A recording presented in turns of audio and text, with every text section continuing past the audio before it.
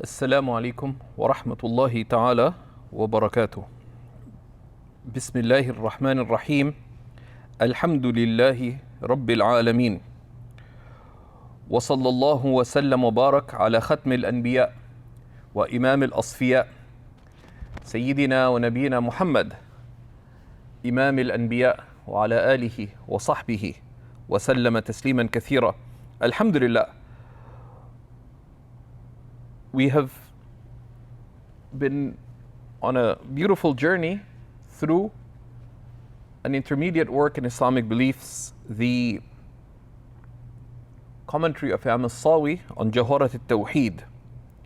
And this commentary is one of the clearest of the commentaries on this poem by Imam Ibrahim al-Laqqani. And by the grace of Allah subhanahu wa ta'ala, we are in the tail end of the discussions related to the ilahiyat, to the matters of divinity. Today we're going to be completing the section on what is necessary to affirm about Allah subhanahu wa ta'ala by looking at a little regarding the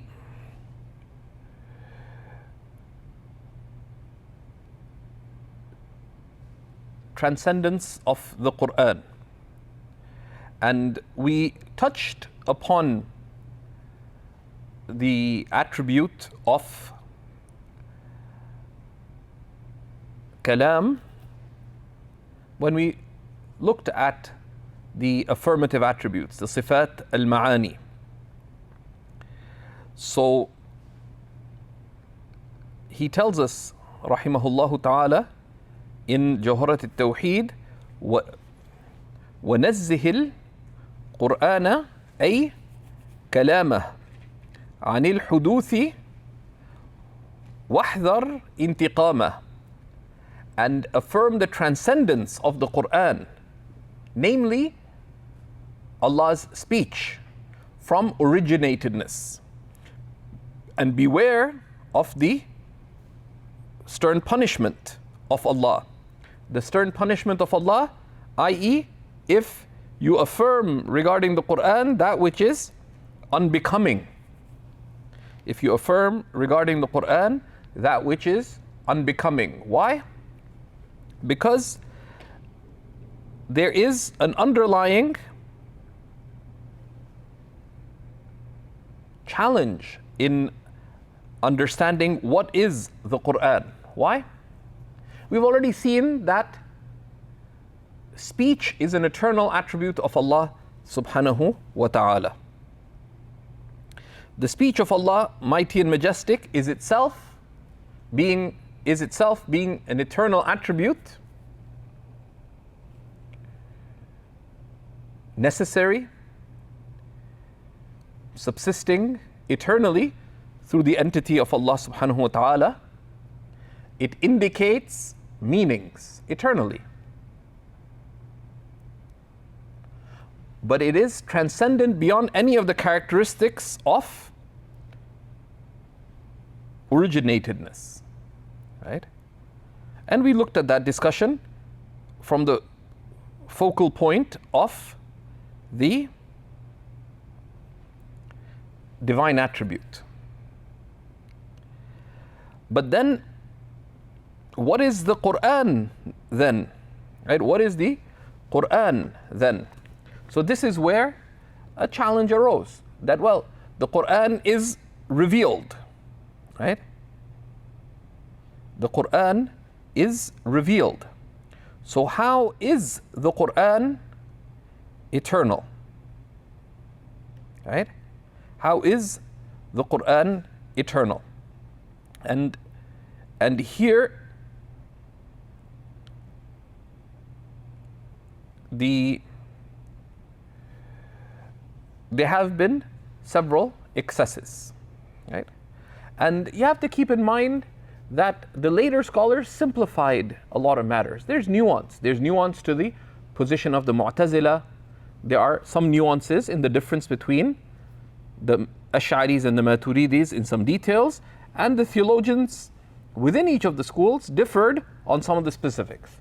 At the level we're looking at, okay, what is the mainstream position? To understand that, appreciating that there are nuances there, but we want to understand the core concepts. That's where we are, right now in our study. So the author tells us, affirm the transcendence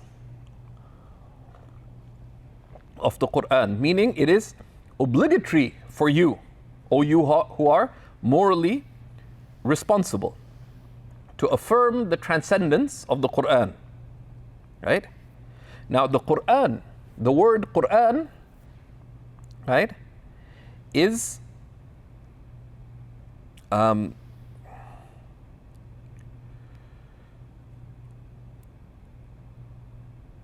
refers to that which is recited, right? That which is recited, right?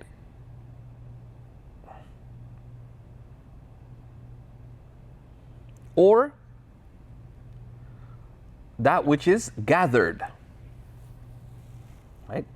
That which is gathered. And that's from the marvels of the Arabic language, right? This pattern, Qur'an, refers to both, right? Right?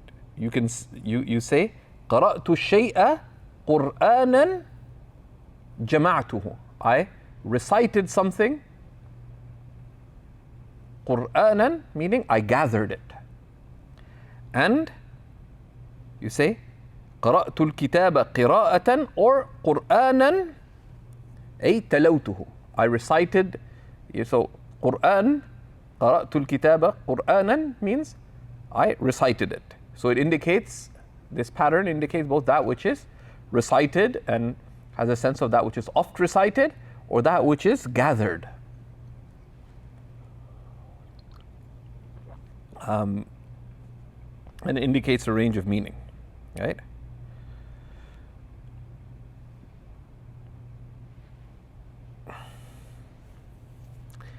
And the author navigates this really beautifully, because one excess, which was the rationalist excess of the Mu'tazilites historically, is that, look, they said, no, we affirm divine oneness, but Allah does not have these things you're calling affirmative attributes. Okay? Allah has life by His entity, will by His entity, right? Or Allah is living by His entity. He doesn't have an attribute called life, right? He has power. He is powerful by His entity. He doesn't have an attribute called power, right? So they affirmed the sifat al-ma'nawiyya, but they negated the sifat al-ma'ani. Right? But they affirmed the meaning, but they didn't affirm the attribute, right? In short. And we looked at that previously. So the same thing then applies to kalam. And it was very convenient when it comes to kalam, because there is this quandary that what is the relationship between the eternal divine attribute of speech and a revealed book made up of letters and sounds and recited and has a beginning and a middle and an end and all these characteristics.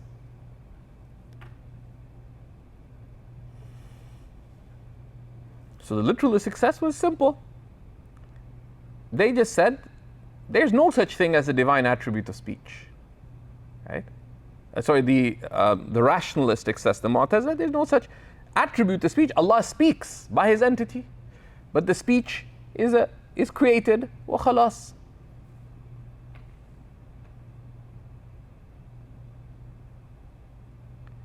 But that leads to problems, because Allah has emphatically affirmed speech for Himself. The Prophet ﷺ has referred to the Qur'an being the speech of Allah?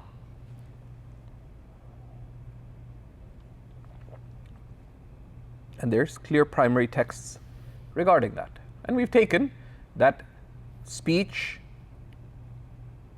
hearing, and seeing are affirmative attributes, sifat, ma'ani, that are established by revelation.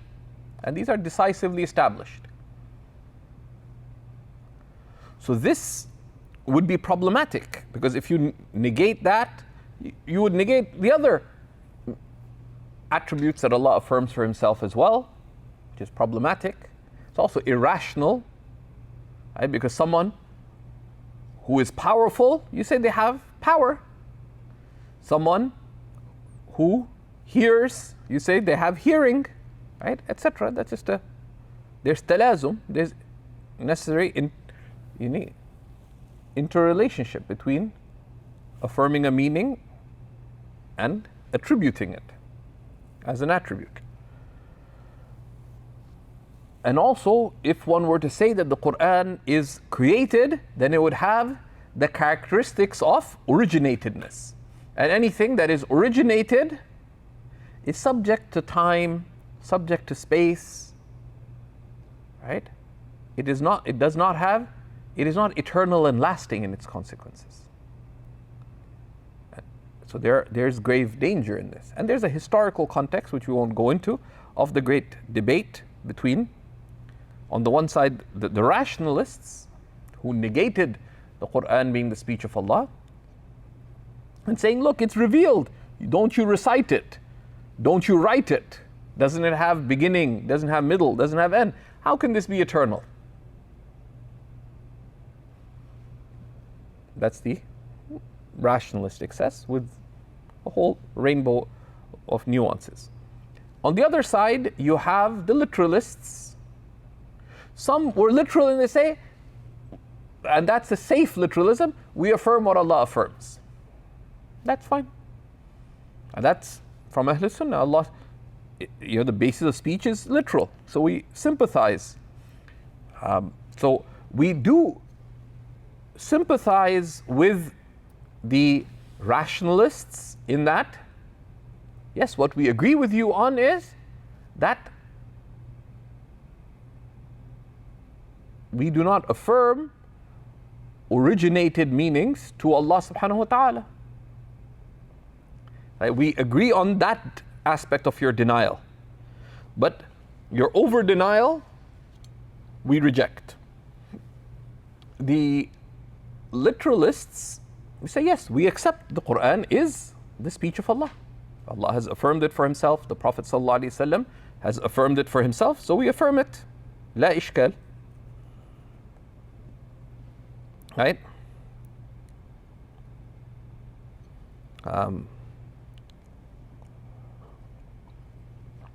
Right?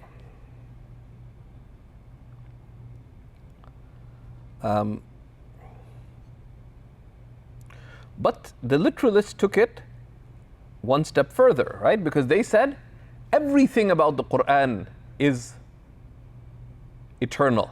So much so that some said that the letters are eternal, right? Etc. And that goes into absurd extremes, right?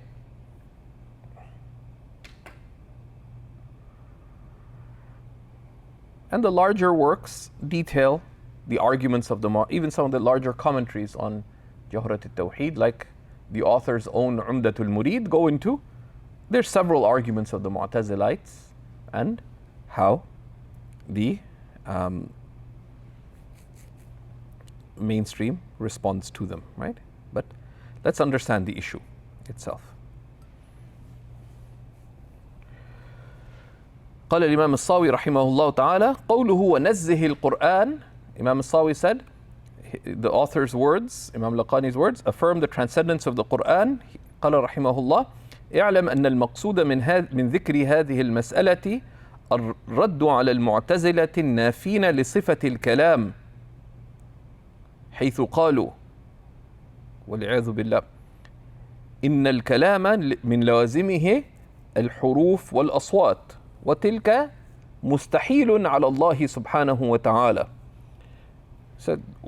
Said no, well, that the purpose of mentioning this issue is to refute the Mu'tazila, the rationalist excess, who negated and there being an attribute of Allah subhanahu wa ta'ala called kalam.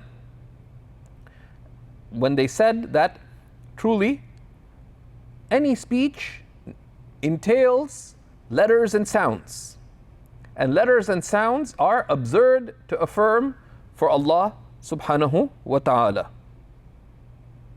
So they said that kalam refers to a creative act of Allah, and there's no such attribute that is eternal.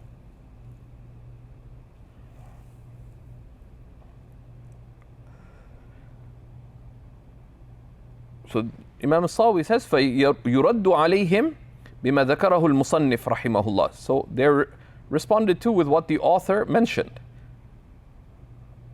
فَقَوْلُهُ وَنَزِّهْ, affirm the transcendence. أَيُّهَا السُّنِّي, O you who follow the way of Ahl Sunnah.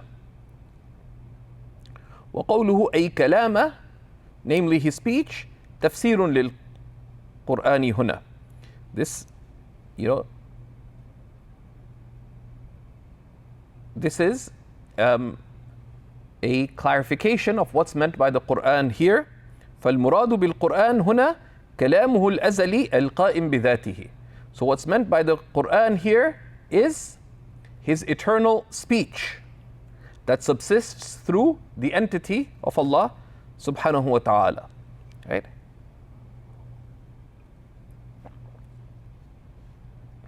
قوله عن الحدوث, affirm its transcendence from originatedness. أي الخلق, meaning of it being in any way created. واحذر انتقامه, and be fearful of his retribution. أي انتقام الله سبحانه وتعالى منك إن تبعت من قال بخلقه بخلق القرآن. So beware of Allah's punishment against you if you follow the opinion of those who say that his speech is created.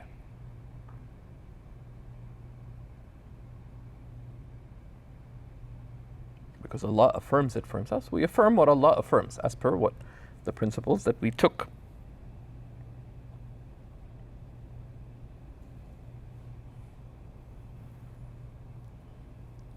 And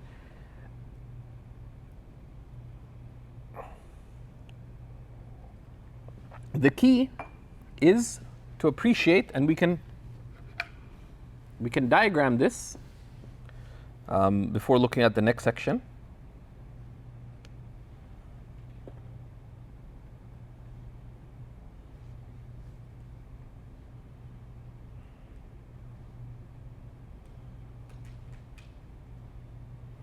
Right?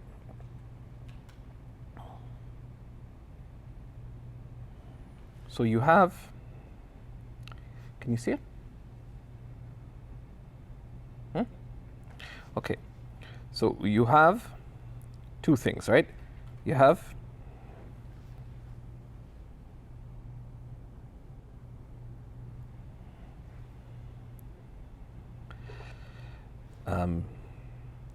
right, al-kalam, right? Right? You have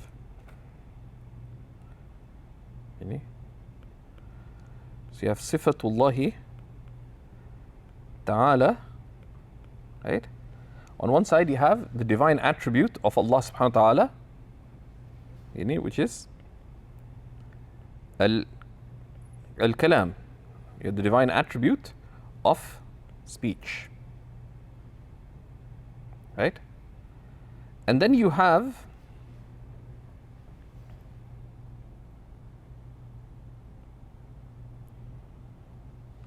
the الكتاب المنزل. يعني القرآن. Right? You have the revealed book. We call this the Qur'an. Right? We call it the Qur'an because Allah has named it the Qur'an. Right? إِنَّا أَنزَلْنَاهُ قُرْآنًا عَرَبِيًّا. Right? We have revealed this as an Arabic Qur'an. Now the issue, the question mark is, what is the relationship between the eternal attribute, right, and this revealed book? Because inzal, revelation, where does it take place? In time and space. Revelation manifests in time. Qira'ah, where does it manifest? In time. Kitaba, where does it manifest? In time. So if you only look at this would, someone looks only at one aspect of it, you would think, well, inzal, something that takes place in time, it's hadith.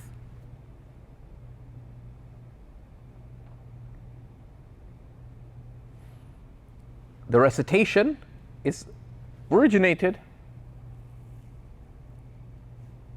The writing is originated.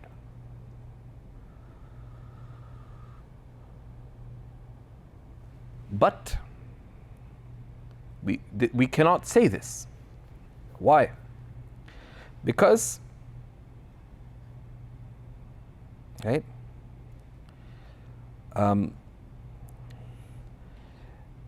what is al-Qur'an? Right? It's النظم الدال على المعنى. Right? What is the Qur'an? Right? Right? The Qur'an is it is words, nazm, ay alfaz, that necessarily indicate meanings. What is the speech of Allah? Its ta'alluq is what? What is the ta'alluq of kalam?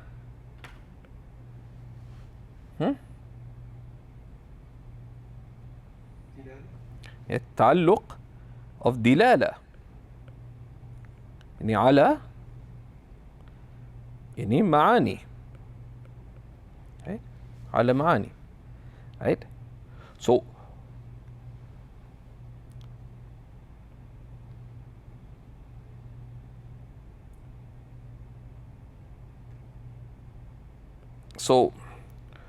what is the Qur'an? The Qur'an is revealed text, revealed words. But these revealed words necessarily indicate meanings. What do they indicate? They indicate meanings that are eternal, which is that which is indicated by the divine attribute of speech, right? That are necessarily indicated by the divine attribute of speech. فبهذا الاعتبار, by this اعتبار, right, we say al-Qur'an, right, al-Qur'an كلام الله القديم Why?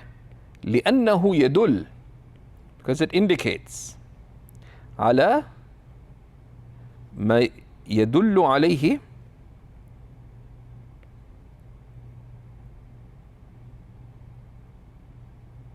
or على ما تدل عليه صفة الكلام القديمة. Right?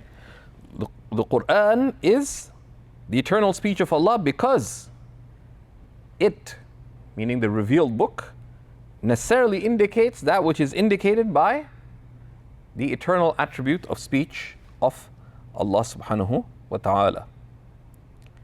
Right? So this is how the Ahl Sunnah have understood this issue. Right?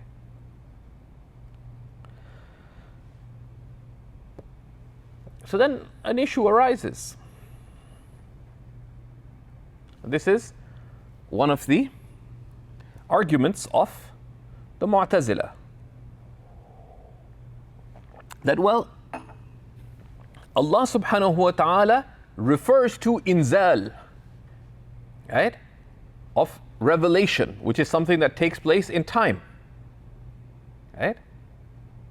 There's a moment before that revelation came to the Prophet ﷺ in Ghar Hira, and then the revelation came.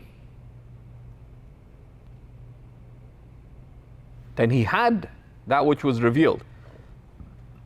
Those are moments in time. It relates to changes in state. Right? So he explains this. أي كل لفظ دال على الحدوث. Right? Every expression that indicates originatedness. Right? And دال أي يوهم ظاهر لفظه الدلالة. That which its outward indication could give the misimpression of originatedness. كقوله تعالى إنا أنزلناه في ليلة القدر. Truly we have revealed it on the night of decree, the night of power, the night of glory. Right?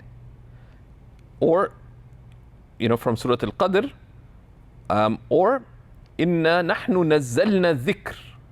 Right? Indeed, it is we who have sent down this remembrance, namely the Qur'an. Or elsewhere from Surah Al-Kahf, Alhamdulillahi alladhi anzala ala abdihi al-kitab. All praise is due to Allah who has sent down upon his servant the book.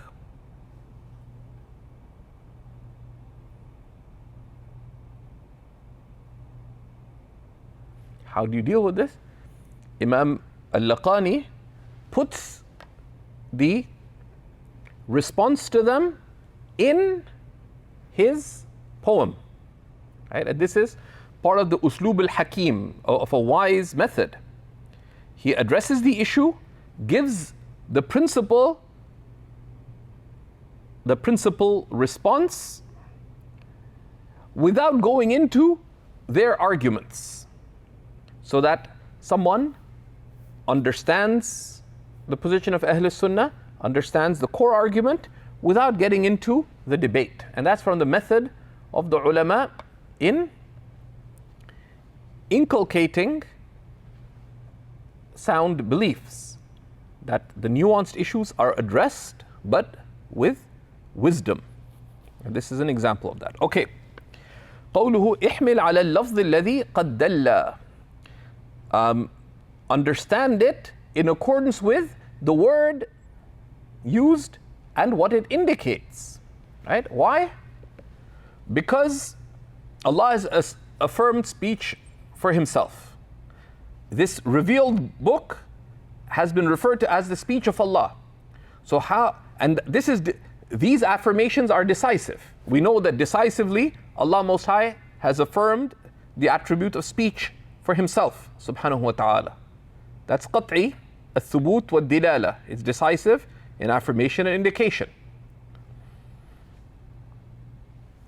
We know that transcendence is an absolute principle. So we understand a text that could be interpreted in more than one way in a manner that aligns with what is decisively established. This is why this is mentioned right after how we understand the mutashabihat, right? The unclear verses or the non-decisive verses. We understand them in the light of the decisive verses بحملها على معنى يليق على معنى محتمل لائق. Right? We understand them in light of the decisive texts, ascribing to them a meaning that is sound and fitting in light of the decisive. And this is, of course, the way of the later scholars. Right? يعني بتعيين معنى محتمل لائق, by affirming a meaning that is from the indications of the text and that befits the context. يعني in light of يعني وفق يعني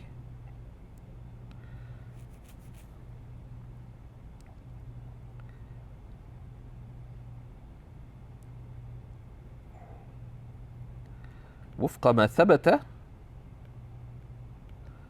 قطعا, in accordance with what is decisively established, و وفق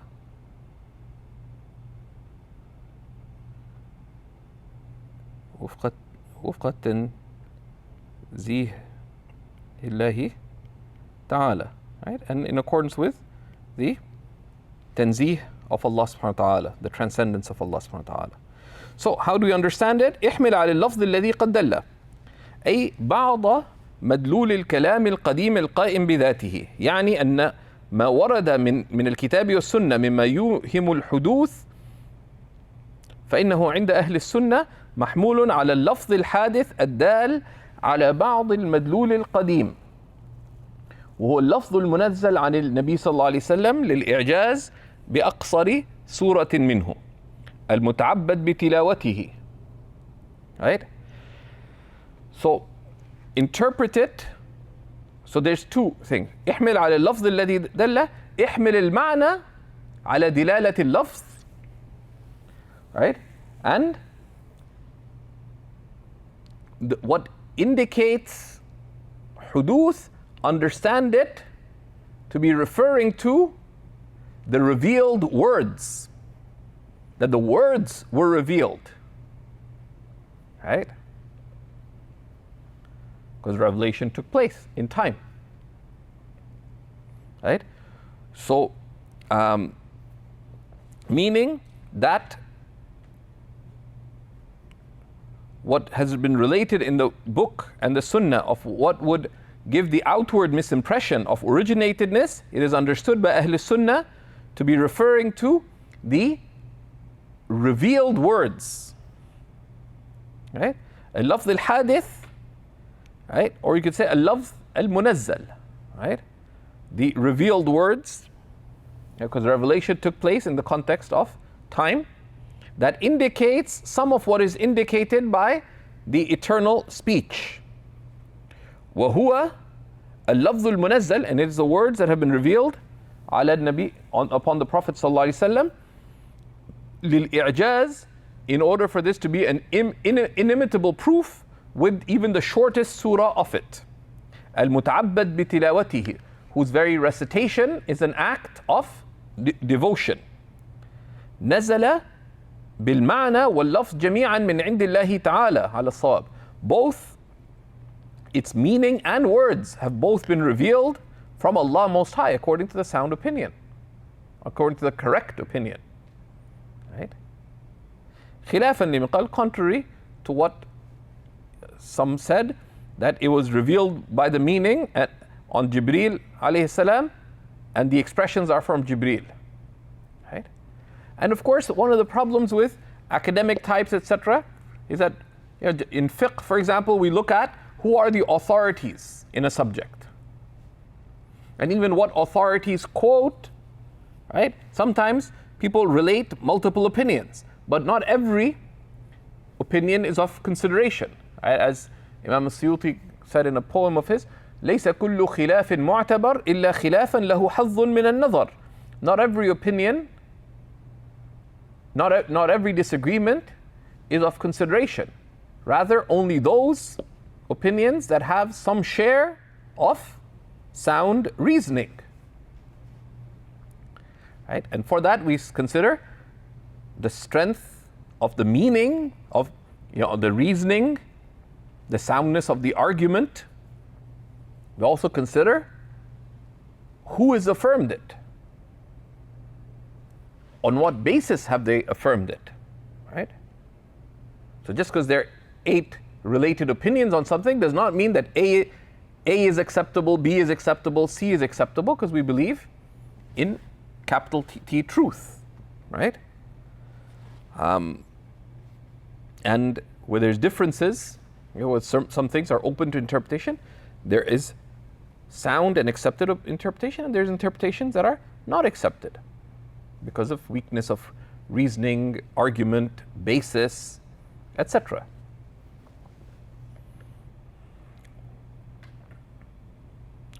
وخلافا لمن قال نزل بالمعنى على جبريل على قلب النبي صلى الله عليه وسلم والعبارة من النبي عليه الصلاة والسلام. And contrary to those who said that the meaning was revealed to Sayyidina Jibreel, from Sayyidina Jibreel to the heart of the Prophet صلى الله عليه وسلم, and the expression is from the Prophet صلى الله عليه وسلم, فإن كل من القولين خلاف الصواب, because both of these opinions are wrong. They don't have a basis. والحاصل أن القرآن والكلام يطلقان بالاشتراك إطلاقا حقيقيا على اللفظ المنزل الذي نقرأه وعلى الصفة القديمة القائمة بذاته تعالى. So the summary is that both Qur'an and kalam, speech, refer, you know, with as a shared meaning. Ishtirak, which is one word, refers to more than one meaning. Actually, to 2 matters, right?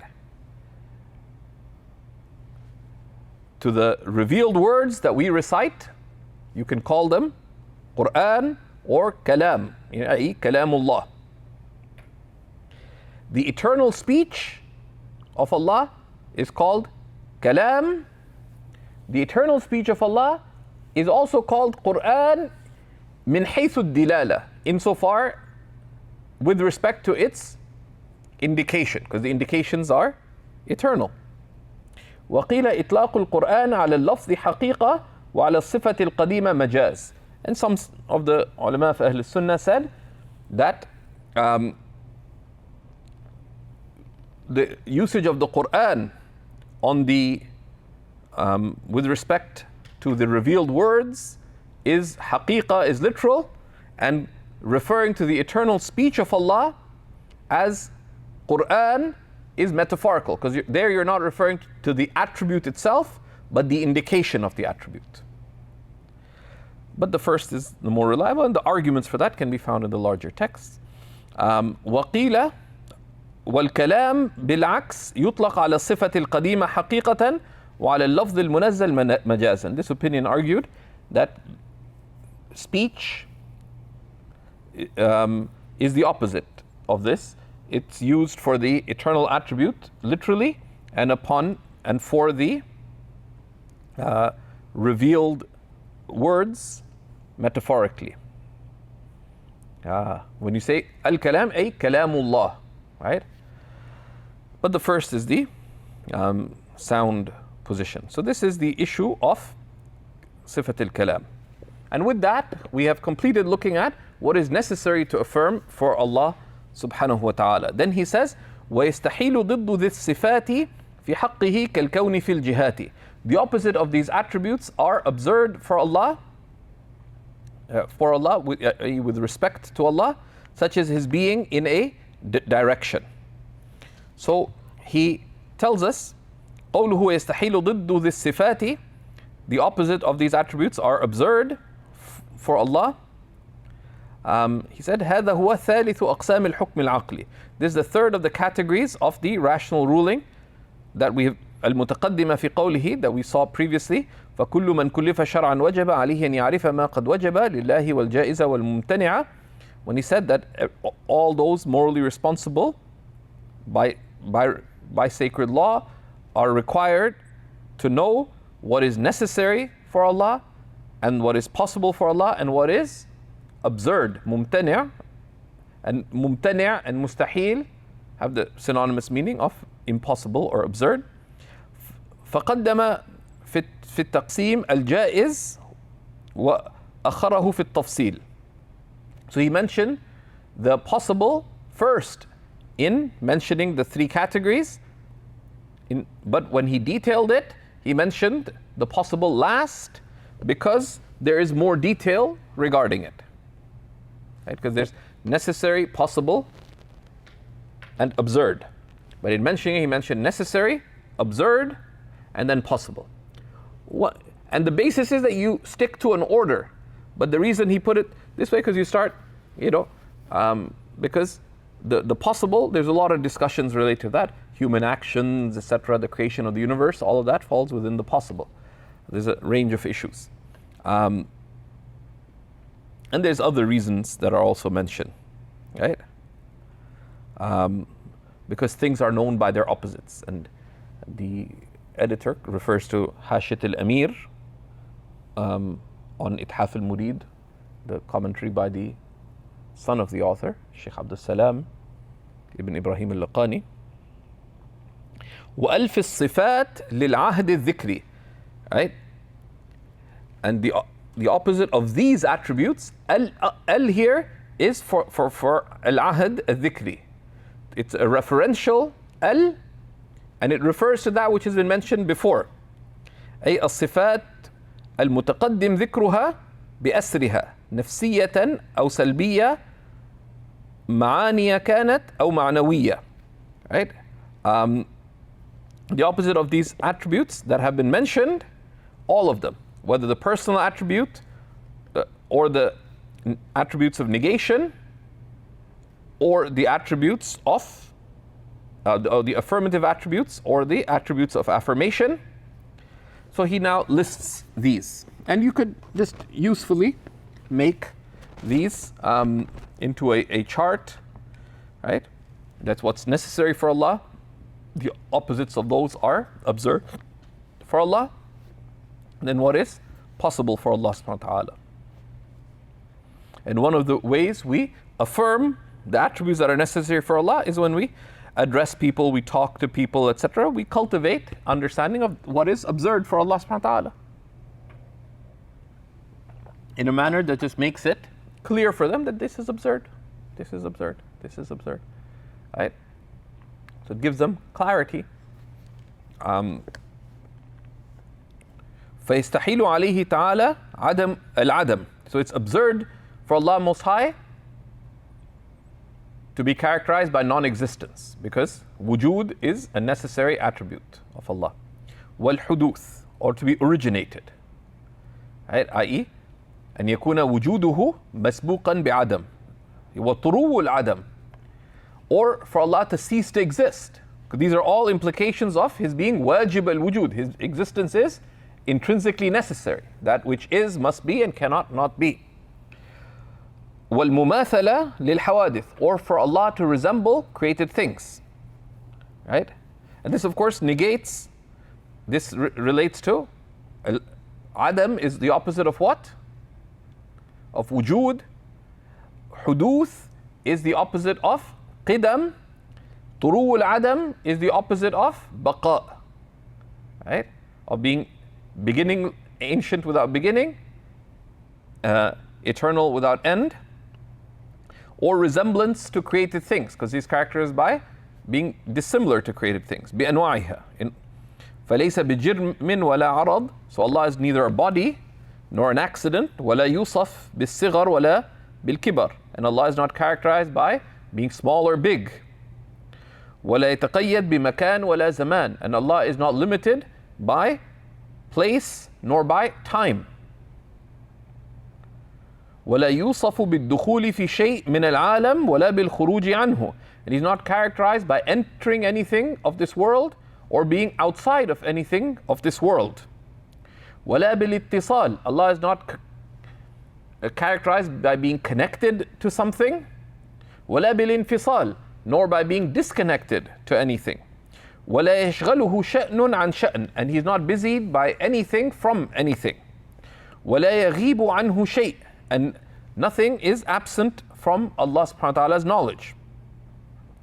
ويستحيل عليه تعالى الافتقار لذات يقوم بها أو مخصص. And it's absurd for Allah Most High to be in need of an entity through which he subsists, or to a specifier, one to exist through.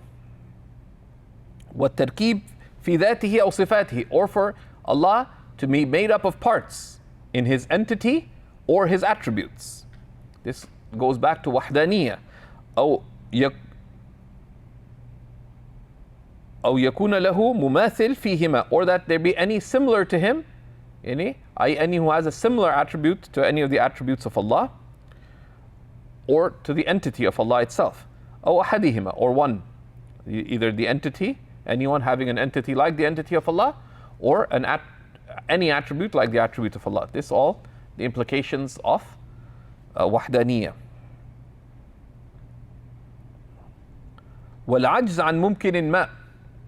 Or that Allah be incapable from anything possible. Why? This is the opposite of power. Right? Power entails لله فعل كل ممكن أو تركه. Allah can do anything possible or not do it.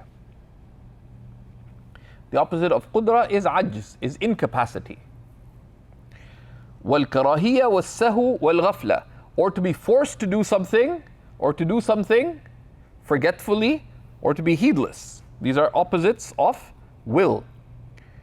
والجهل بسيطا أو مركبا وما في معناه. Or ignorance, the opposite of knowledge, whether simple ignorance or compound ignorance, and that which is akin to these. والموت, or death, opposite of life. والصمم والعمى والبكم. Or for Allah to be silent, or deaf, or blind. وكونه عاجزا إلى آخره. Or for him to be incapable, etc. Right? So samam is to be deaf, ama, blind, bakam is to be mute. قوله كالكون في الجهات, such as Allah being in a direction. هذا من أمثلة المماثلة. This is an example of similitude. أي فيقاس عليه باقي أمثلة المستحيل. And so one makes analogy with this to the other categories of the absurd. والمعنى أنه يستحيل على الله تعالى وصفه بإحدى الجهات الست. So it is absurd upon Allah Most High for him to be characterized by any of the six directions. Right? There are some beautiful expressions related to this. I'd encourage you to go to the Aqidah al-Tahawiyya, for example, and see what Imam al-Tahawi says so beautifully. And many of these expressions are, he mentions explicitly. He's relating what has come from Abu Hanifa, Abu Yusuf, and Imam Muhammad. هذا بيان عقيدة أهل السنة والجماعة على طريقة فقهاء هذه الملة أبي حنيفة النعمان والقاضي أبو يوسف ومحمد بن الحسن الشيباني. So he's very explicit that he's relating a method of understanding, and a lot of the expressions in the Aqidah Tahawiyya are very close to the expressions in the various works of Aqidah that have been narrated from Imam Abu Hanifa. And so what does he say? He says, لا تحويه الجهات الست. Right? Right? Right? لا تحويه الجهات الست. He is not encompassed by the 6 directions, right? It's in the Tahawiyah. Right? And of course, the Aqidah Tahawiyah is a good example of why you have to be very careful about who you read. And a lot of people have this, well, they say curiosity killed the cat. And sometimes, for example, one of the commentators on the Aqidah Tahawiyah, his name is Ibn Abil Izz al-Hanafi. Oh, his name is al-Hanafi. So, what would his methodology be in Aqidah? Someone whose name is al-Hanafi.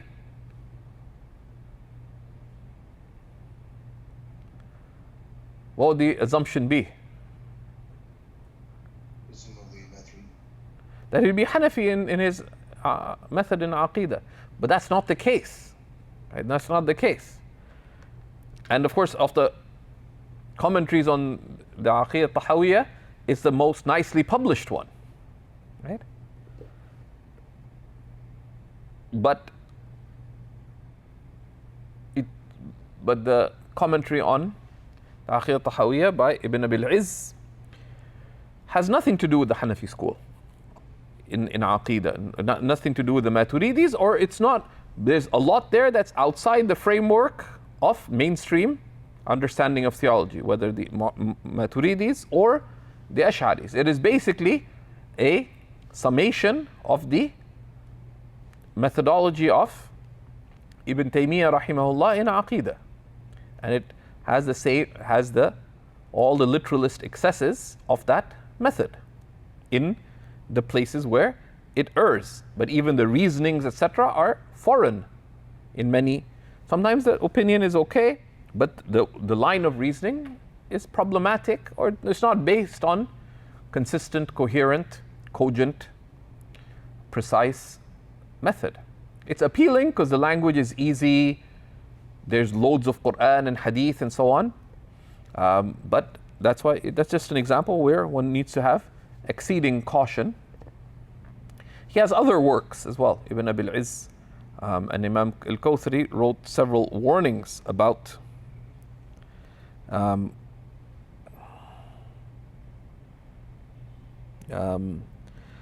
him, and he has a book, for example, Sharh Mushkilat al-Hidayah, where basically he attacks Hanafi reasoning on a large chunk of the issues that are there in the Hidayah of Imam al-Marghinani.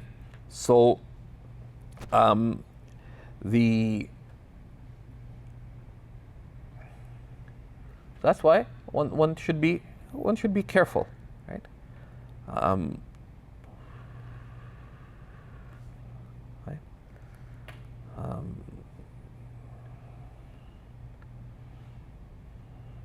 So this expression, لا تحويه الجهات الست, right?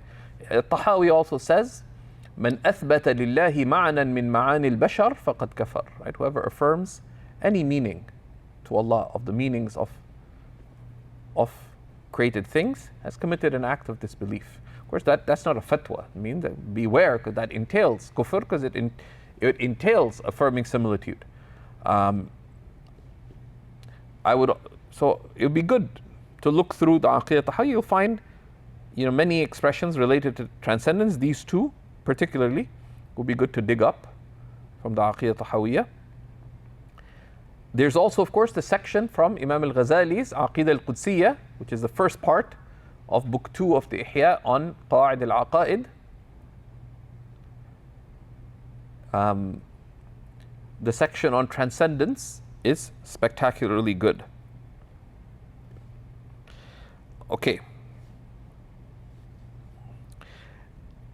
هذا من أمثلة المماثلة. This from the examples of similitude. أي فيقاس عليه باقي أمثلة المستحيل. And one makes analogy on the other types of absurd. والمعنى أنه يستحيل على الله تعالى وصفه بإحدى الجهات الست وهي الفوق والتحت والأمام والخلف واليمين والشمال.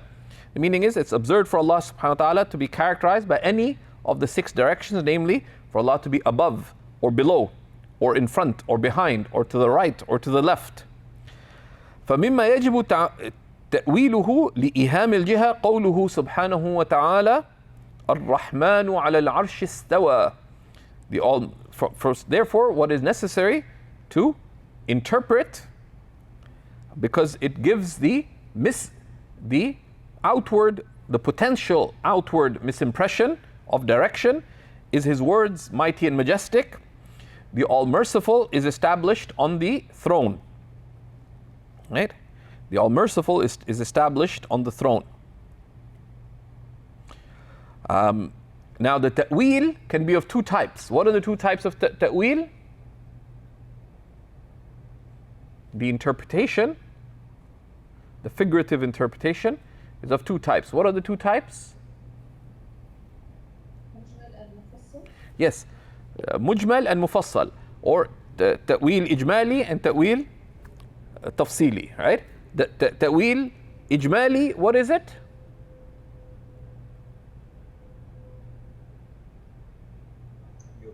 Transcendence.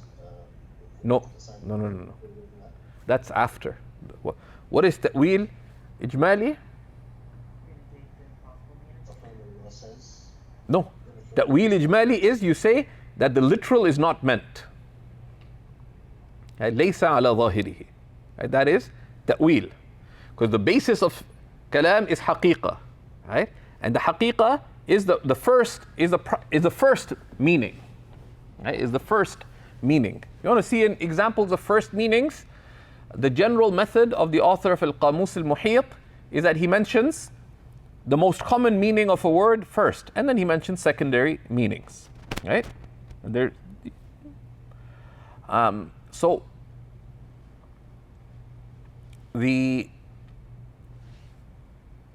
that's the ta'wil ijmali, which is agreed upon. It's laysa ala zahirihi, it's not meant literally. Then the way of much of the early Muslims is to stop there. Laysa ala zahirihi wa nakilu ma'nahu ila Allah ta'ala. And we consign the meaning to Allah. This is tafweed. Right? It's tafweed. And that's safer. But you can. But that requires faith and principled discipline. Especially when there's confusion, bayan is needed, as we saw. So, يعين معنى محتمل. لأن الاستواء على الشيء الاستقرار عليه. Because to be established on something, it means to be physically settled on it. وهو محال على الله تعالى. And that's absurd to affirm for Allah subhanahu wa ta'ala. Right? So, the Salaf would say, ليس على ظاهره ونكل معناه إلى الله تعالى. It's not meant literally, and we leave the meaning to Allah subhanahu wa ta'ala. فيؤول بالملك والاستيلاء. Right? So we interpret it to refer to dominion and authority over something. كما قال الشاعر, as the poet said. And some of our attitudinally divergent brethren get tied up in knots. Look, they take the words of a kafir as proof. Because the person who said this,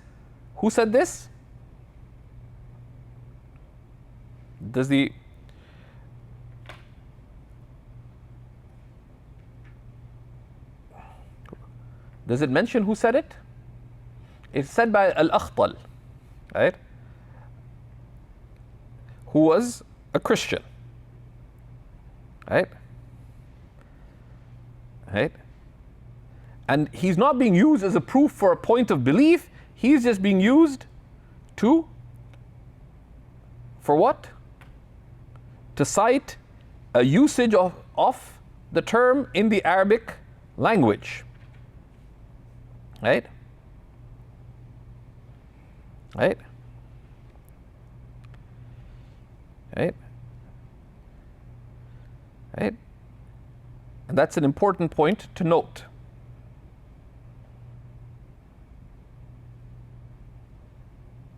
Right? And there's many other examples of this, but they also cited this because this is, Al-Akhtal is a well-known poet, and this is a well-established usage, right? Right?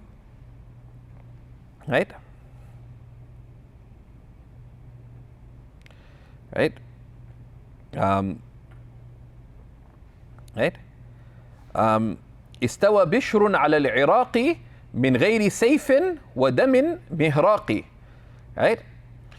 Bishr was established over Iraq without sword and without spilled blood. Right? Right? And even the word istawa in Arabic has multiple meanings. If you look in the dictionaries, it has multiple meanings.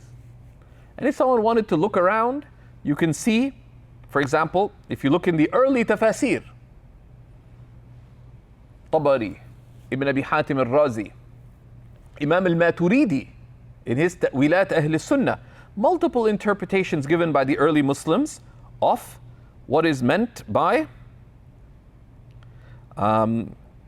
what is meant by istiwa, right? And he'll mention the hikam, but just to look at this issue, right?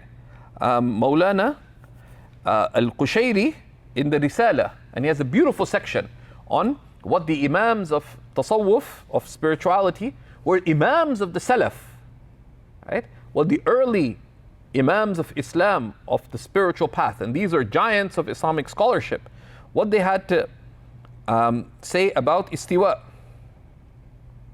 right? Right? So Abu Bakr al-Shibli, so in the Risala al-Qushayriya, right?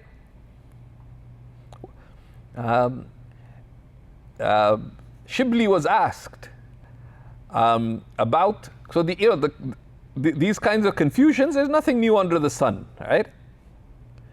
So Shibli was asked about Ar-Rahmanu ala al-Arsh istawa. The All-Merciful is established on the throne. From Surah Taha and elsewhere. فقال Ar-Rahmanu lam yazal. The All-Merciful is eternal. Wal-Arshu muhdath. And the throne is originated. Wal-Arshu bir-Rahmani istawa. And the throne by the All-Merciful is established. Right? That does the All-Merciful need the throne to be established? No. Right? Allah created this world, and from what He created is a throne. Did Allah change? Is Allah subject to change? No. Because is there a before for Allah subhanahu wa ta'ala with respect to creation? How Allah was before creation? No. Time does not relate to Allah subhanahu wa ta'ala. Right? Right? Right? That's why سئل جعفر بن نصير عن قوله تعالى الرحمن على العرش استوى فقال استوى علمه بكل شيء فليس شيء أقرب إليه من شيء. So Ja'far ibn Nusayr, one of the great early Muslims, was asked about Ar-Rahman ala al-Arsh istawa. The All-Merciful is established on the throne, meaning Allah's knowledge encompasses all things. So no one thing is closer to the knowledge of Allah than another. Right? Imam Ja'far ibn Muhammad al-Sadiq said, من زعم أن الله في شيء أو من شيء أو على شيء فقد أشرك. Anyone who wrongfully imagines that Allah is in something or from something or on something has associated partners with Allah. إذ لو كان على شيء لكان محمولا. Because if Allah was on something, He would be carried. It indicates dependency, limit, need. وَلَوْ كَانَ فِي شَيْءٍ لَكَانَ مَحْصُورًا. And if He was in something, He would be encompassed by that thing. وَلَوْ كَانَ مِنْ شَيْءٍ لَكَانَ مُحْدَثًا. And if he was from something, he would be originated. Right? And there's many, many other such sayings from the early Muslims. Right?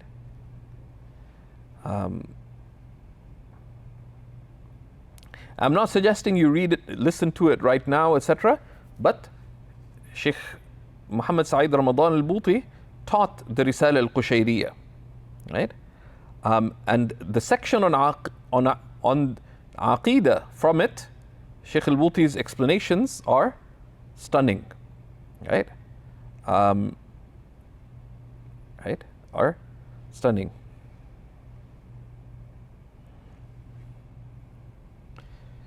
Right? Right? And because people talk about, well, the Salaf believe this.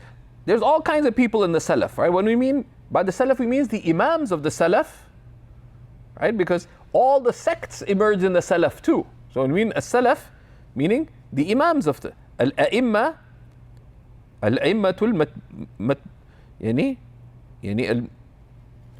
al-A'immatul matbu'una min as-Salaf, right? The Imams who are followed from the Salaf, not just, right? There's all kinds of people in the Salaf, right? Okay. The Khawarij were from the Salaf. The Mu'tazila were from the Salaf. The literalists were from the Salaf, right?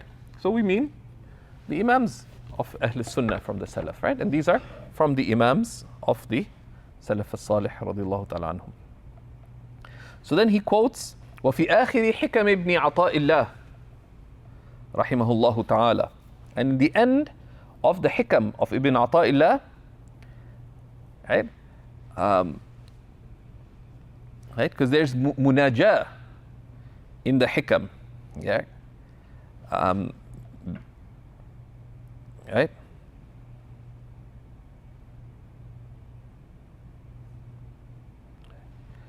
Right? So he says in it, يَا مَنِ اسْتَوَى بِرَحْمَانِيَتِهِ عَلَى عَرْشِهِ. Right? And there's a beautiful explanation of this in the, it's lesson 308 of one of the recordings of Shaykh al-Buti taught the hikam more than once. And if someone wants to, maybe someone Arab, maybe someone from the same land as him, there's a beautiful, I'll do my job, I'll share the link. So if someone could type, how does Shaykh al-Buti explain this, this hikmah, right?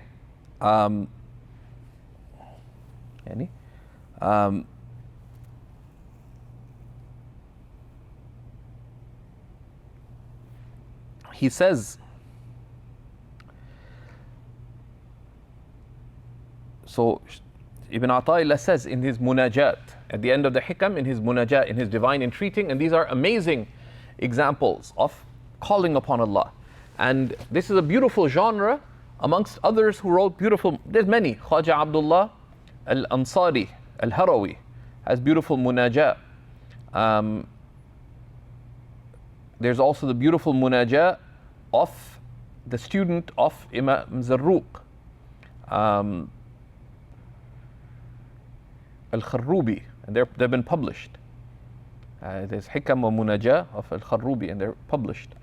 And many others through history. Sidi Ahmad al-Alawi has Munajah, some of them a bit provocative. يَا مَنِ اسْتَوَى بِرَحْمَانِيَتِهِ عَلَى عَرْشِهِ. O you who are established by your all-mercifulness upon your throne. فَصَارَ الْعَرْشُ غَيْبًا فِي رَحْمَانِيَتِهِ. So the throne disappeared in your encompassing all-mercifulness. كَمَا صَارَتِ الْعَوَالِمْ غَيْبًا فِي عَرْشِهِ. Just as all the universes disappeared, meaning in their paltriness, before the throne of Allah subhanahu wa ta'ala, because the rest of the created worlds in comparison to the divine throne are like a little ring cast in a vast field. If you look at the whole field from above, would you see the ring in its insignificance? No. That's the example of all the awalim, all the worlds, in comparison with the vastness of the throne of Allah. Right? So, right? فهو يشير إلى أن معنى الآية. So Ibn Ata'illah is pointing that the meaning of the verse is أن العرش وإن كان أكبر المخلوقات كلها, that that the throne, even though it's the greatest of the creations of Allah entirely, مغيب فيه, right? That the throne disappears before the encompassing mercy of Allah, as if it's nothing. وهو صغير بالنسبة لرحمة الله. It is tiny. The throne is tiny in comparison to the mercy of Allah. ومغيب فيها أي وكأنه مغيب فيها. And it's as if it disappears in it. ومغيب أي كأنه, right? As if. There's تشبيه. As if it disappears in it. كما غيبت العوالم فيه. Just as, in comparison, all the worlds disappear in paltriness before the throne of Allah subhanahu wa ta'ala. وَيُؤَيِّدُهُ قَوْلُهُ تَعَالَى وَرَحْمَتِي وَسِعَتْ كُلَّ شَيْءٍ. And this is supported by the words of Allah subhanahu wa ta'ala, and my mercy encompasses all things. And another of the meanings is that, the throne, and the majority position, there is a minority position to the contrary, that is an actual physical creation of Allah subhanahu wa ta'ala. Right? It's an actual physical creation, but what does the throne signify? It signifies the authority and power of Allah subhanahu wa ta'ala. Right? It's an actual creation, but signifies the authority, the dominion, the power of Allah subhanahu wa ta'ala. He is the Lord He is the Rabb al-Alameen. Now, in that lordship and that mastery over creation, He could have chosen to deal with them in any way whatsoever. But what is the way He has chosen to deal with His creation? Rahmaniyya, encompassing mercy.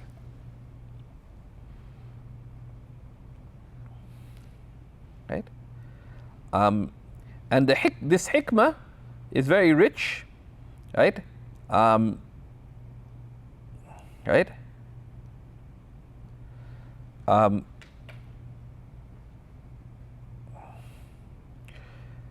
There's a nice explanation also given by Ibn Ajiba, and I'll share that with you. And there's various commentaries. The clearest commentary on Ibn Ajiba is by Sharnubi. I mean, there's shorter ones. The clearest commentaries are Sharnubi and Sharqawi, or of the clearest ones. I'm not. Right? This is.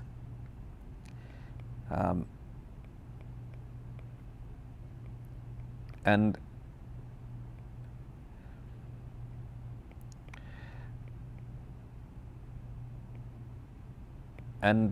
I think we have previously shared the sharh of Sharnubi on the Hikam. We should put it in the folder for this text, because we often refer to of these lessons. And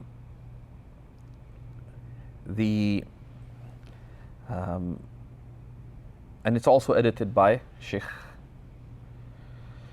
Maulana al-Shaykh Abdul Fattah Bizm.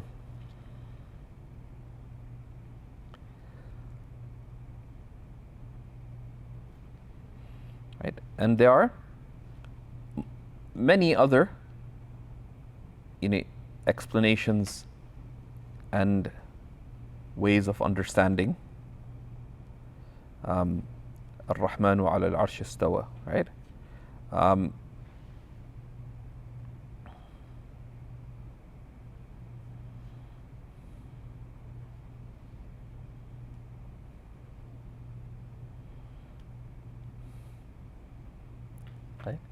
Imam al-Qushayri, there's also there is a physical throne on creation. Imam al-Qushayri in his tafsir, Lata'if al-Isharat, takes this is not the meaning of the verse, but there's an ishara, says, Istiwa'u arshihi fi sama. The throne is established in the heavens. And it's known that it's the greatest creation of Allah, etc. وَعَرْشُهُ فِي الْأَرْضِ قُلُوبُ أَهْلِ التَّوْحِيدِ. Right? And Allah's throne on earth is the hearts of the people of divine oneness. Right?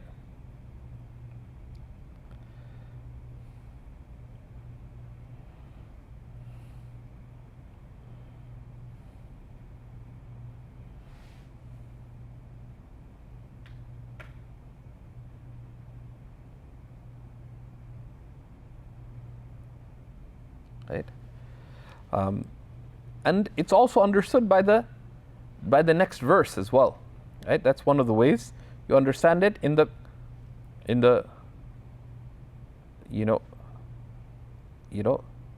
Ar-Rahman al-Arsh istawa lahu ma fi as-samawati wa ma fi al-ard. His is all that is in the heavens and all that is on earth, wa ma baynahuma, and his is all that is between the heavens and the earth, and that which is under the stars. Right? So it signifies, what we understand is his encompassing power and authority, and we understand that he deals with his creation on the basis of mercy. Right?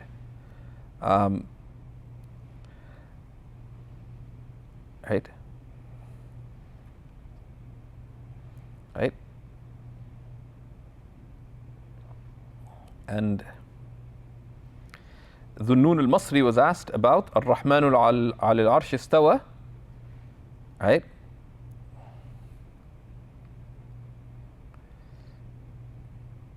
Right?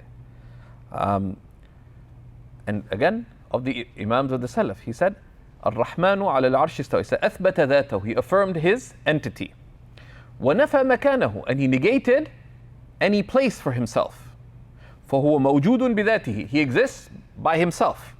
وَالْأَشْيَاء مَوْجُودَةٌ بِحِكْمَةٍ كَمَا شَاءَ سُبْحَانَهُ. And things exist by a divine wisdom in the way that he has willed. Right? Right? So he affirmed the existence of Allah. He negated that there be any place where Allah exists, so he's not on the throne, wal-'iyadhu billah. And things exist by a divine wisdom. How and why? By the hikmah of Allah, as Allah has willed. Bismillah.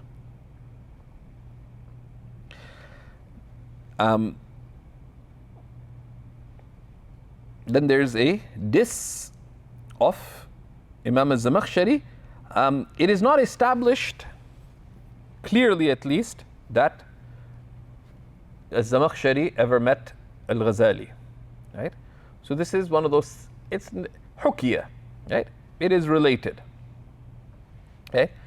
What hukiyah? وسأل الإمام الزمخشري رحمه الله الإمام أبا حامد الغزالي رحمه الله تعالى عن هذه الآية. So Zamakhshari is related to have asked Abu Hamid al-Ghazali about this verse. فأجابه بقوله. So al-Ghazali is reported to have responded by saying, إذا استحال أن تعرف نفسك بكيفية أو أينية فكيف يليق بعبوديتك أن تصف الربوبية بأين أو كيف. That if it is not possible for you to know the reality of your own self, what is the nature of yourself, right? Or where really are you ultimately? Can you fully define where you are in existence? What is the nature of your soul? What is the nature of your consciousness? Then how does it befit your utter slavehood to Allah Most High that you describe His Lordship with terms like where or how? وَهُوَ مُقَدَّسٌ عَنِ الْأَيْنِ وَالْكَيْفِ. And He is transcendent beyond place, or description. ثم جعل يقول, then he is reported to have said, والله أعلم, قل لمن يفهم عني ما أقول قصر القول فذا شرح يطول. Say to the one who understands from me what I say, limit your words, for the explanation on this would be lengthy indeed. ثم سر غامض من دونه قصرت والله أعناق الفحول. There is a subtle reality, obscure, from which, by Allah, the necks of the most capable fell short of reaching. The fahl is the strongest of horses.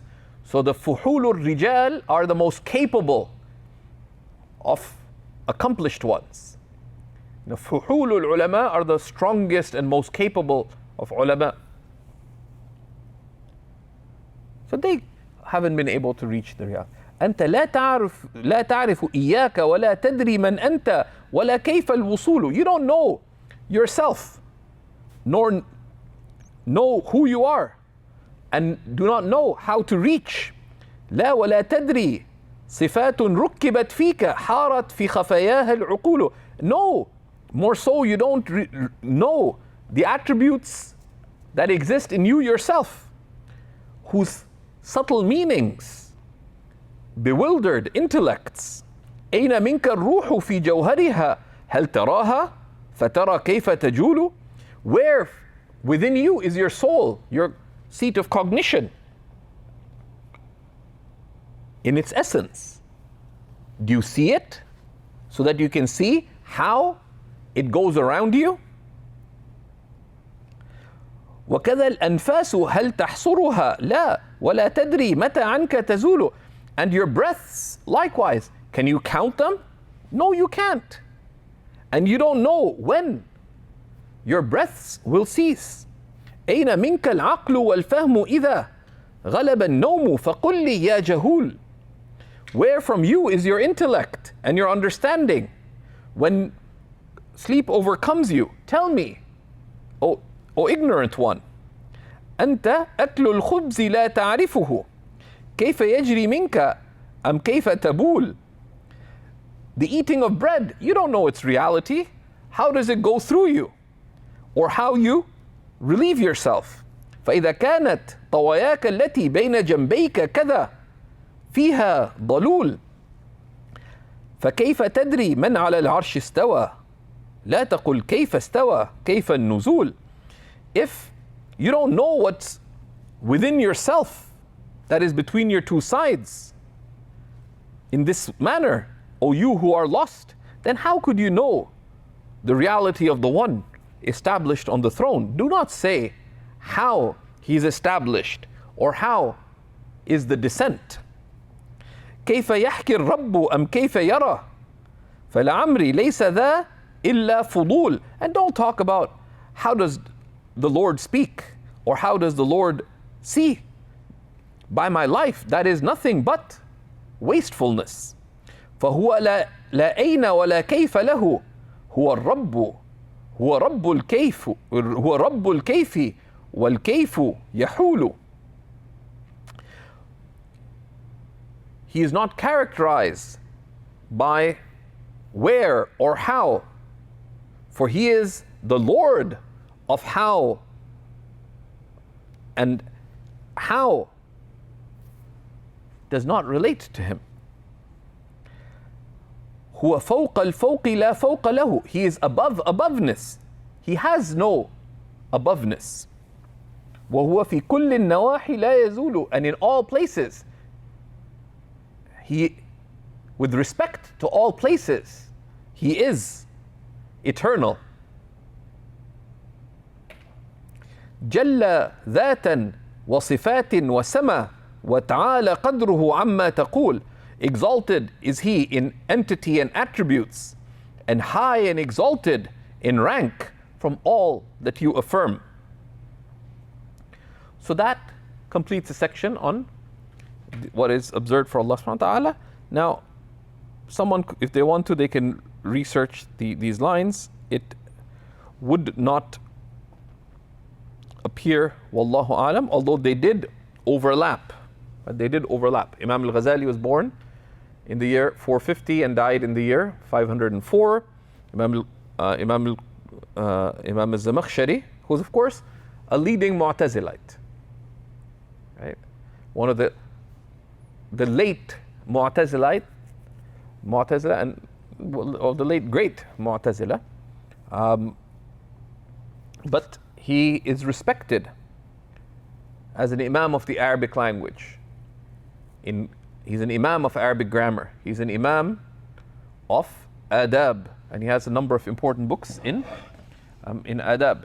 He wrote important work, and part of the balance of Ahl Sunnah is that they respected his writings in grammar and language and literature.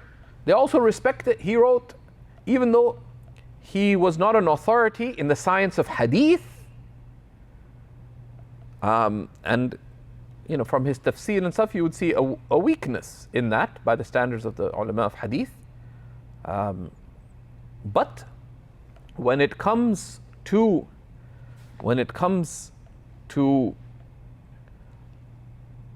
the linguistic aspects of the hadith, he's of the ulama who wrote works on gharib al-hadith, on the meanings of the hadith usage, and there his opinion is of consideration. There are, you know, more primary works, like we talk about Ibn al-Athir, etc., but it's considered.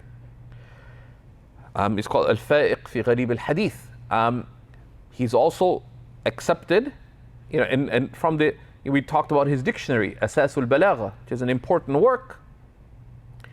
Even though he is a Mu'tazilite in Aqeedah, his tafsir is respected as one of the greatest tafsir of the Qur'an. However, the ulama said it is not permitted for the common person to read tafsir az-Zamakhshari until they become firm-footed in their, you know, in their Islamic scholarly understanding and strong in faith, and have clear tools of reasoning, and that's why for the common person not permitted to read those kinds of things. So sometimes the i'tizal in it, some of the Mu'tazilite opinions are expressed quite subtly, which is why the great Imams of Ahl Sunnah wrote great tafasir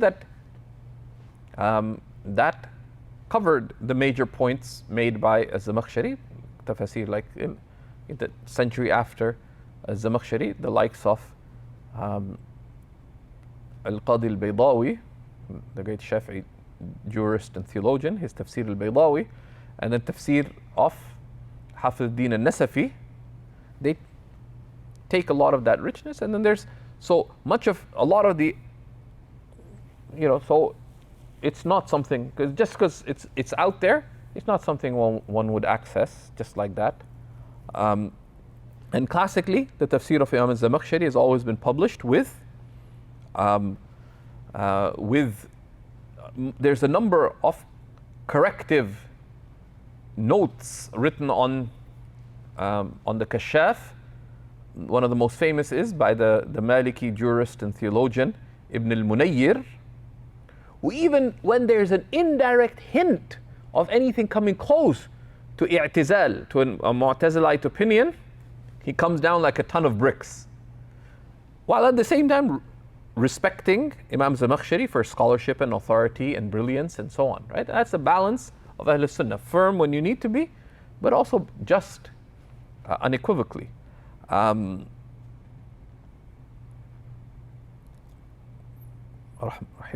wa ghafara lah. The great Imam al-Tibi wrote a brilliant, extensive commentary on it, published now in over 16 volumes, Hashiyat al-Tibi ala al-Kashaf. Al-Tibi, of course, was the teacher of Imam al-Tabrizi, who compiled Mishkatul Masabih, building upon the work Masabih al-Sunnah of al-Baghawi. So Mishkat al-Masabih was compiled by al-Tabrizi, and the teacher of al-Tabrizi, al-Tibi, wrote a commentary on his student's book. And that Mishkat al-Masabih is the one that you know, Mirqat al-Mafatih of Mullah al-Qari is on, but the earliest, and some would say the most brilliant of the commentaries, may be the Sharh al-Tibi on Mishkat al-Masabih, but they say لا يغني كتاب عن كتاب. No one book is sufficiency from another, but that's the balance of Ahl Sunnah. So you'll see this is one of several places where Imam al-Zamakhshari is attacked, but don't imagine that he's some, you know, like Ahl Sunnah are characterized by balance. And see, so they're very firm on him here. The same people quote him with appreciation. Elsewhere,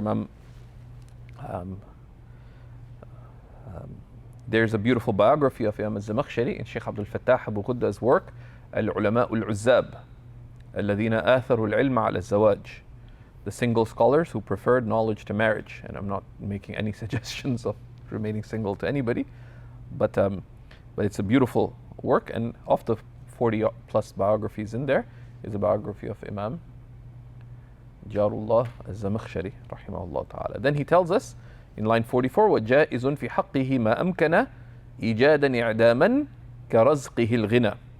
What is possible for Allah is all that is possible in originating it or in taking it out of existence, such as granting someone wealth. He can grant them wealth or not grant them wealth. So we will begin the section on what is possible for Allah subhanahu wa ta'ala. قوله وجائز في حقه, it is permitted with respect to Allah. لما فرغ رحمه الله تعالى من الواجب والمستحيل شرع رحمه الله في القسم الثالث مشيرا لقاعدة كلية بقوله ما أمكن أي جميع الممكنات.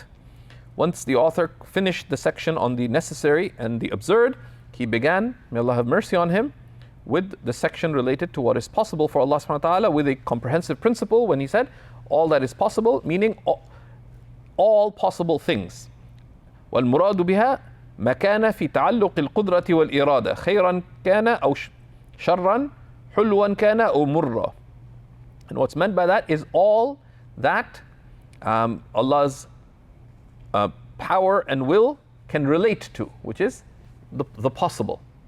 So all of the possible is by definition possible for Allah, right? Whether it be good or bad, bitter, sweet or bitter, right?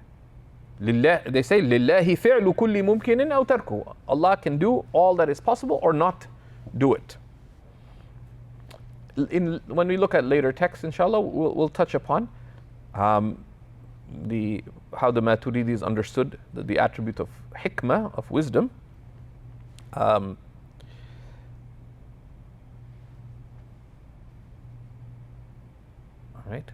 Because we see that wisdom manifest in all things, right? أليس الله بي أحكم الحاكمين, right? So we see affirm wisdom in all things, right? قوله إيجادا إعداما. Of course, the إعدام should not have a hamza there. Do you have a hamza in your editions? إيجادا. I don't No, but in the commentary, yeah, so that hamza should not be there, right? Because the text, how's it? In the nazm, it's without a hamza, correct? Tamyiz liqawlihi jaiz, whether in originating or in taking out of existence. أي من جهة الإيجاد والإعدام, meaning whether to originate something or to take it out of originatedness into non-existence. وهنا سؤال لطيف حاصله أن قوله جائز مبتدأ وخبره ما أمكن والممكن هو الجائز كأنه قال وجائز في حقه ما جاز وفي هذا الكلام ركة لا تخفى. Right, so there's a little bit of an objection here that's subtle, that his saying it is possible is the mubtada of the sentence and his khabar is the possible, right? And Jaiz and mumkin are synonyms. So it's as if he said, it's possible for Allah what is possible. And that would, if understood in this way, this would be raqiq, it would be repetitive and unbecoming, stating the obvious. Like, if you're walking on a sunny day and the sun is out and you say, it is sunny, right? That is aib, because it's stating the obvious, right? If someone says the good is good, the bad is bad,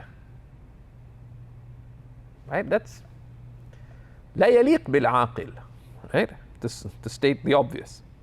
وحاصل الجواب أنه قصد بهذا العموم الرد على المعتزلة. And the summary of the answer is that he's sought with this general statement to refute the معتزلة. كأنه قال وجائز في حقه سبحانه وتعالى كل الممكنات خيرها وشرها. That it is possible for Allah to do all possible things, whether they be good or bad. And we will look at what is meant by good and what is meant by bad.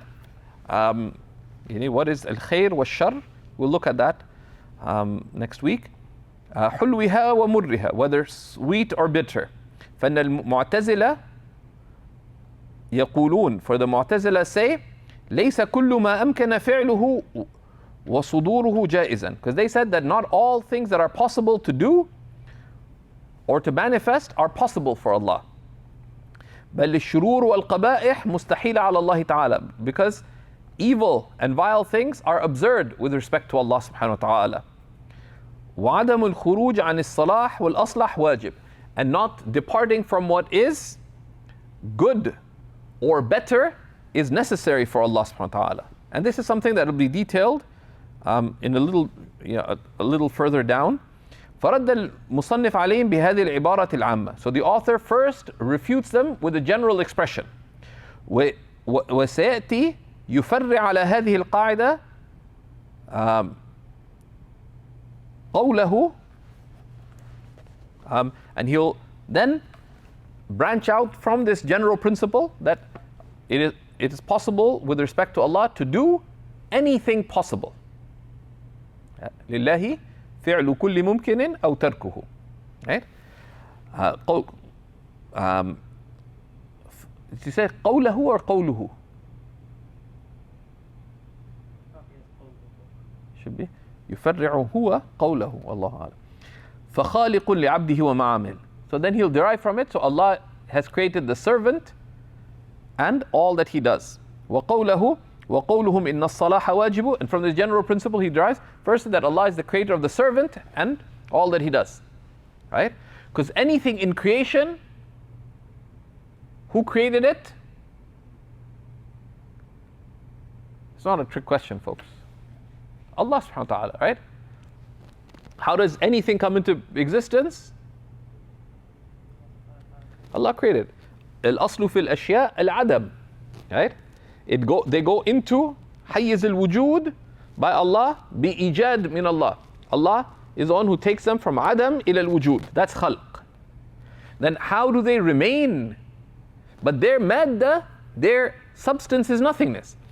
When they come into existence, who keeps them into existence? Allah subhanahu wa ta'ala. That's imdad. Right? Now, if you are created by Allah, and then at every moment you are being sustained by Allah, then it is just logically entailed, if you are being sustained at every moment by Allah, then your actions are being sustained at every moment by Allah subhanahu wa ta'ala as well. Right? وَاللَّهُ خَلَقَكُمْ وَمَا تَعْمَلُونَ. Right? أي والذي تعملونه. That's من لوازم كونك مخلوقا لله. Right? كلا نمد هؤلاء وهؤلاء من عطاء ربك. Right? Etc. So many verses.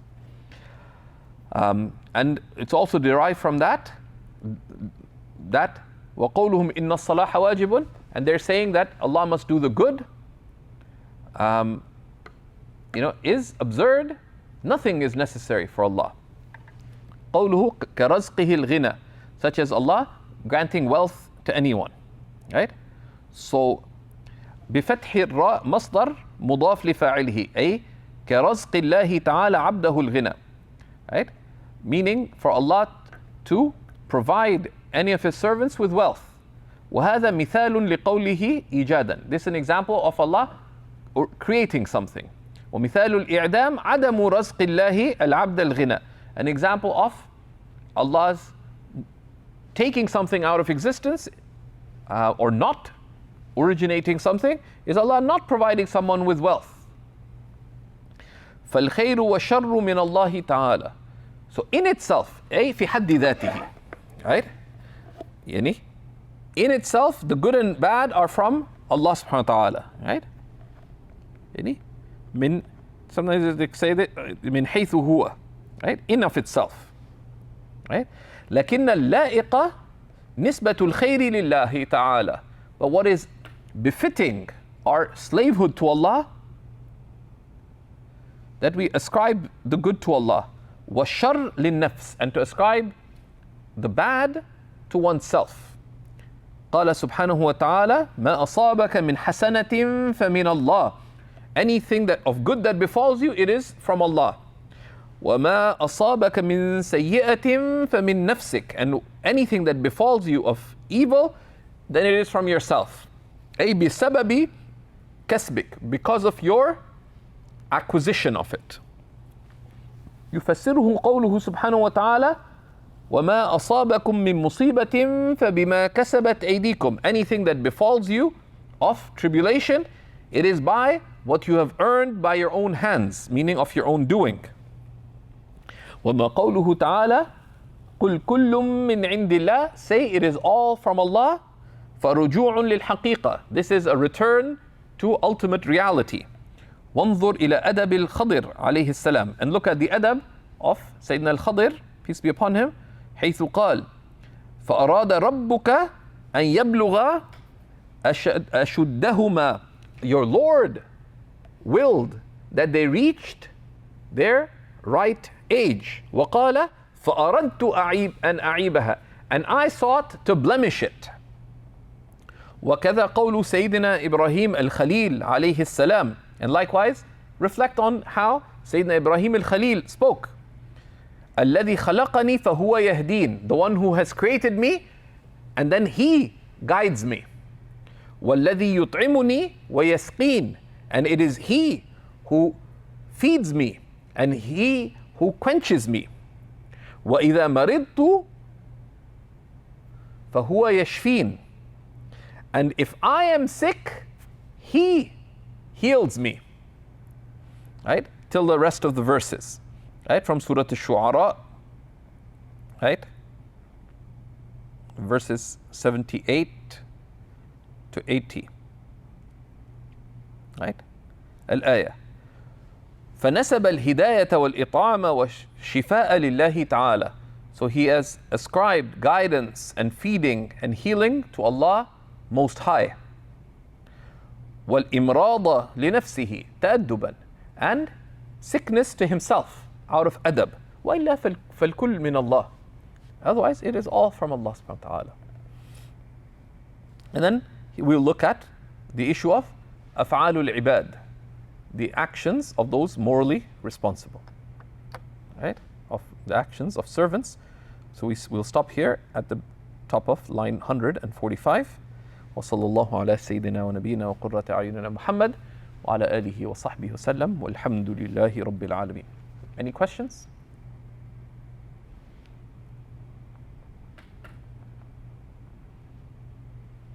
I have a question. Go ahead. Do the Mu'tazila believe that the ma'ani, that the words indicates, they believe that those meanings are also created, or do they not distinguish between words and the meanings they indicate?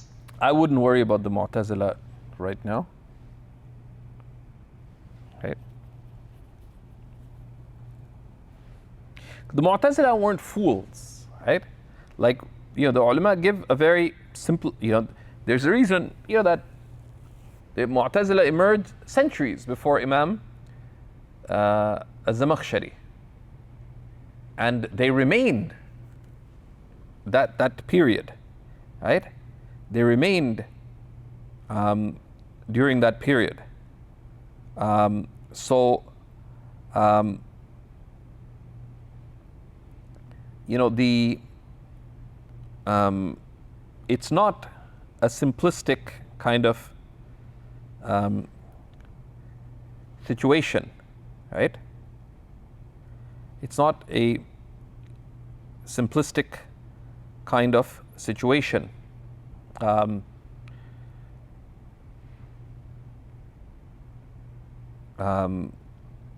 Right? That they just had some simple kind of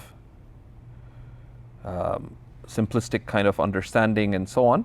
Right? There's quite a bit to it and nuance, but the ulama just gave us the key argument to deal with it, and I wouldn't spend too much time on it right now because it would take us outside the scope.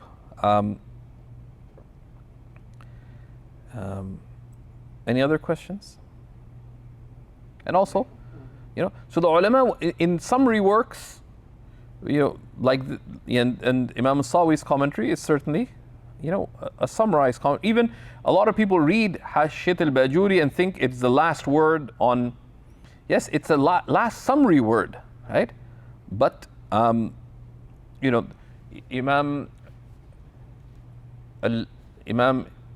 al-Laqqani himself, his Umdat al-Murid is in like 2,300 pages, and they're not bloated pages, right?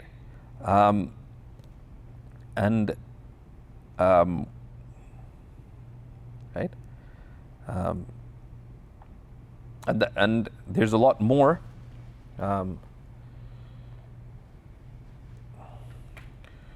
to it than that, right? Right?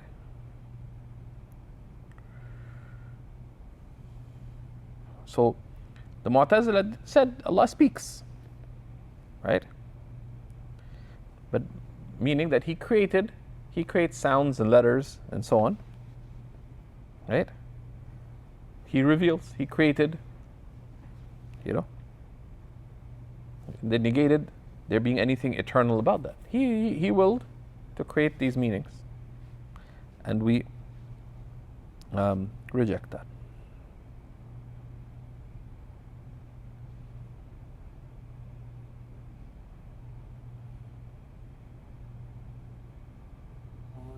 No, walaikum salam. So at the ending of the section on Qur'an Kalamullah, there was this opinion mentioned that the meanings of the Qur'an was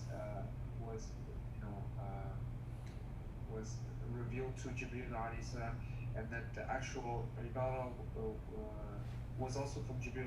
Was this like a position that was like held on something, or was this like completely? No, it's just not. It's incorrect. It's not a sound opinion.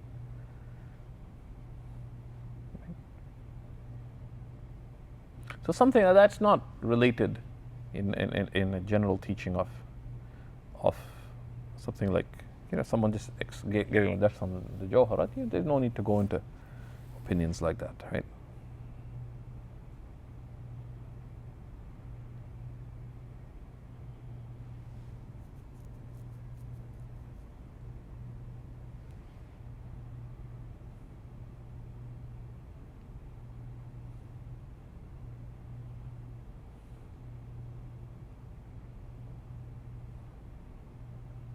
Any other questions?